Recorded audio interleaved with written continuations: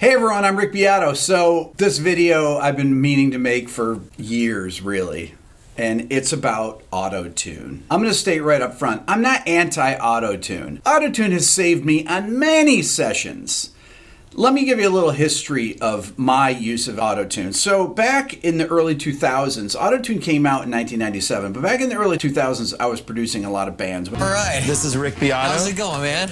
All right, dude. Good to meet you. My name's Rick Beato. I would have bands that have a budget to come in and do maybe 5 songs, and they would have 5 days to do it. It'd be Monday, or maybe 6 days. It'd be Monday through Saturday. But by the end of Saturday, we'd had to have the entire group of songs mixed, because I had a new project coming in on Monday to do the same thing again. Most of the singers couldn't do the vocals. They couldn't do them perfectly, right? They could do them pretty close, but you'd have notes that they couldn't reach, or it'd get late at night and they'd done a lot of vocals and they just didn't have it in their voice. So you'd go in with auto-tune and you'd touch up things. You get a high note here, get a note here in the verse.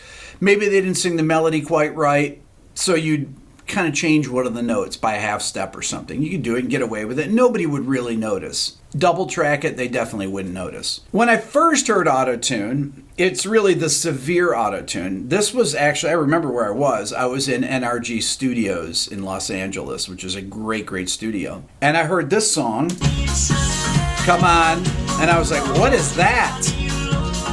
Now, all of you know what that is. That's Cher. Listen.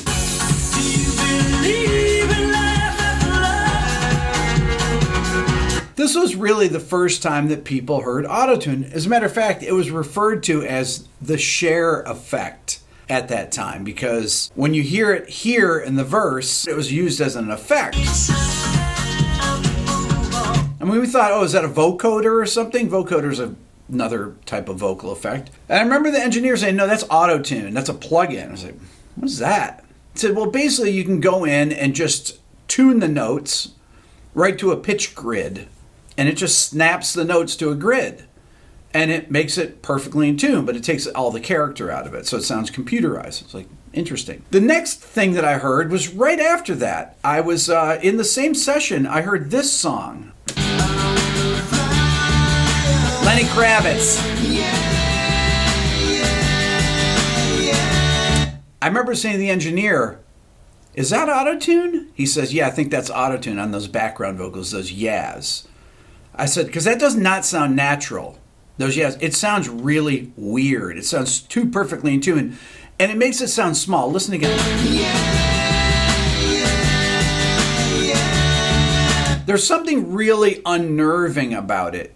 It's so tuned that it sounds small. When you have a 3-part harmony like that, if all the notes are perfectly in tune, it does make it sound small. What you want to do is have one of the notes be a little bit sharp, one of the notes be a little flat, one of those being dead on in tune. I'm talking just increments, just a couple cents here and there, but it makes it sound huge. Once you put everything right on the grid line, it just sounds unnatural, especially when it's the same person's voice. And that's obviously Lenny Kravitz doing the same part 3 different times, and each one is tuned really to the nth degree where it's just flatlined. So that's why it sounds so unnatural. I mean, I like Lenny Kravitz, but every time I hear that, it drives me nuts. It also drives me nuts that he rhymes away with away. I want to get away, I want to fly away.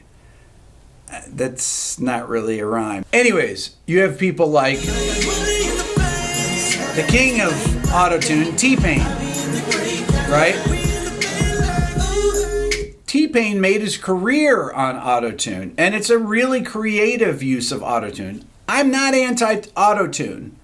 I'm anti-using autotune to fix everything and making every voice sound like a computer. Let me give you some other examples here. The song Sugar Crash.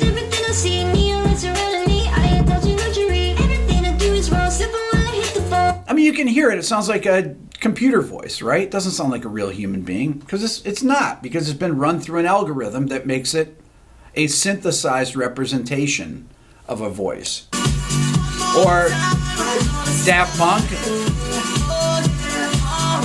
That's a really creative use of it. Or else The Weeknd with Save Your Tears. Once again, that's used as an effect. It sounds like a keyboard. Now, is it going to sound interesting 10 years from now? I actually wrote this down the other day on my phone. This is about autotune. A synthesized, digitized derivative of your voice. Your voice is imperfect. The imperfections in your playing or in your singing is what gives it character. Autotune and Melodyne robs the performer of their unique humanity and emotion. And it's the reason that I believe performances won't and haven't held up over time. Autotune has become so common today that people will come into the studio and they'll sing like they have autotune on their voice already because they're just so used to hearing it. This is Maroon 5. This is to me, an attempt to make it sound like he's not using autotune, but it's heavily autotune. That's one of the things about Maroon 5, about Adam Levine's voice, that really from their first record on has always been heavily auto-tuned. I mean, I know it's part of the sound, but it's not anything that I really care for personally. I just don't like that sound because it always sounds like a computerized voice. As a matter of fact, my kids, that's what they say. This sounds like a robot voice, and it really does rob the person of their humanity. So what did people used to do before autotune? Well, they would sing it until they got it right. And typically the singers were actually just better singers, frankly. They could sing more in tune. Because the only people that got record deals were people that could perform live, and they were great singers. That's why you had your Freddie Mercurys and your Robert Plants and your Chris Cornells. I mean, people that had phenomenal pitch and could perform the things live. Now, in the 80s, we started having pitch shifters. Pitch shifters could actually change the pitch of a note, or harmonizers, whatever you want to call it. So what producers did then, you started hearing it with people like Paula Abdul, whose pitch was really not great. In her singles, she would have autotune notes, and what the producer would do is they'd get a vocal comp, and then they would open up a blank track on the multi-track tape machine. They'd find a note that was out of pitch, and they'd say, that's really flat. Let's raise it up 15 cents. And they would listen to it. It's still a little flat. How about 25 cents? Okay, that sounds good. They would bounce it onto the blank track, and they would create their comp track. The comp means compiled track. For multiple takes, and then every note, if it was sharp, let's bring it down 5 cents. Is that, it still doesn't, bring it down 10 cents. Okay, that's good. And they would comp the track like that. A lot of pop music would have fixed vocals in that way, but they were nothing like they are nowadays, where everything, other than the most indie of indie rock or metal, has auto-tune on it. And frankly, when I listen down to these Spotify top 10 countdowns, most of the rock songs have auto-tune on them. Some of them have really obvious auto-tune. And once again, auto-tune can be used great. There's plenty of bands that used it in metal or in rock over the last 20 years that would use it subtly, and it would be a really cool effect. Typically bands that would have DJs in them, and they would have other electronic sounds, so it wouldn't sound out of place. In Nashville, they call it pitch and pocketing. Pitch meaning somebody that auto-tunes or melodynes the vocal, and pocketing is somebody that goes through and fixes the rhythm, quantizes the drum parts, and auto-tunes the vocals to a grid. Let me give you some examples of things that are not auto-tuned.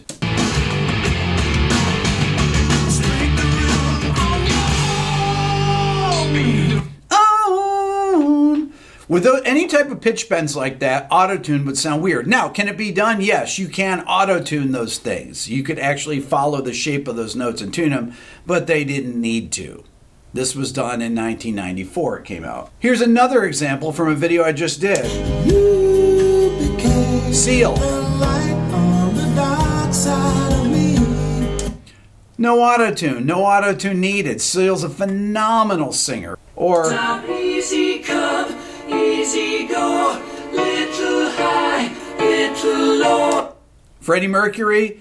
I actually have a theory that Freddie Mercury had perfect pitch because there's no way that he could have sung all those vocals perfectly in tune, layer after layer, without having perfect pitch. But I'm going to get to that when I make my video on Bohemian Rhapsody. Or one of the best examples, Joni Mitchell.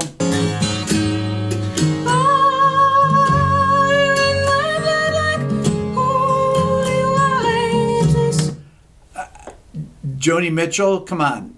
No need of auto-tune. Okay, we're going to do an experiment here.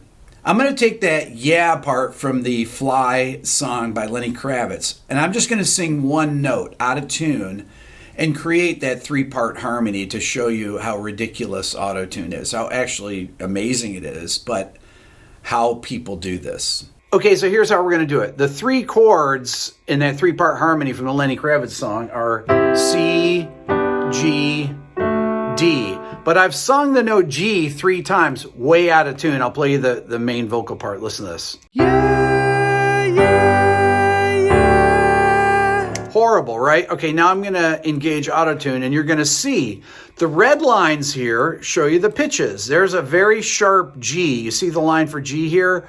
See that red line? That's the note that I sang. You can see I'm singing above the G, but I've tuned it. So in the green here is the tune note, once again here. And then I've moved this last G way down to F sharp, down a half step. So you're going to hear it. It's going to sound in tune. Listen. Yeah, yeah, yeah. Almost like I can actually sing. Well, this is how they do it. Next, I'm going to take the second part. Yeah, yeah. You get the idea. I'm going to bring up the tuned notes, and I'm going to go E, D, D. Look how far I'm moving the notes. I'm moving from this very sharp G down to E, and then from this G way down a fourth to the note D. Now listen. I'll play the 2 parts together. Yeah, yeah, yeah. And I'm going to do the same thing with the 3rd part. Here's a 3rd part. Yeah, yeah. So all 3 parts are just the same out-of-tune G, but I'm going to tune this one even more radically. As you can see, you can't even see the D. The G is way up here, and I've tuned it down to C, B, A. Long, long distance. Now here's what they all sound like together. Yeah, yeah, yeah. This is how singers that sing out of tune live sound good in the studio. If you've ever gone to a gig and said, man, do they sing badly. This actually used to happen. Now they just use auto-tune live. Okay, so just to reiterate, I'm not anti-auto-tune. Auto-tune has saved many sessions. But when it's used in every single song, and the producers don't even try to have the singers actually sing it perfectly, meaning do as many takes as you need to get it right, it's just laziness, honestly. And what it does, it just robs the people of their own sound. And you don't really hear the blues anymore, because blues is about being in between the pitches, like a blues note is not perfectly in tune. I used to have this saying, pitch is a place, not an area. And I would joke around with the singers because they wouldn't, if they would not sing in tune. Then I started realizing it's like, no, pitch is actually an area, not a place. I got it completely backwards once auto-tune came into the picture. And you want it to be an area. Anything that's perfectly tuned, especially harmony parts that are just tuned, they sound small. Okay, so you want to actually have things be out of tune a little bit so it choruses. That's why you don't want to have your double tracks be auto-tuned as well. Have the person sing it and then sing along with what they've sung, and then it'll sound like a proper double track. Because in an effort to sing it in tune with the other one, they will sing slightly out of tune so they can hear themselves. Otherwise, it'll chorus and phase and sound really weird. So they'll be naturally double tracking it, because that double track relies on the 2 pitches being slightly different. That's all for now. Don't forget to subscribe. If you're a first-time viewer, ring the bell. That'll let you know when I go live and when a new video comes out. Give it a thumbs up. Leave a comment. That's very important. If you're interested in the Beato book, go to my website at www.rickbeato.com. Follow me on Instagram at rickbeato1. Check out the new Beato ear training program at beatoeartraining.com. And if you want to support the channel even more, think about becoming a member of the Beato Club. Thanks for watching.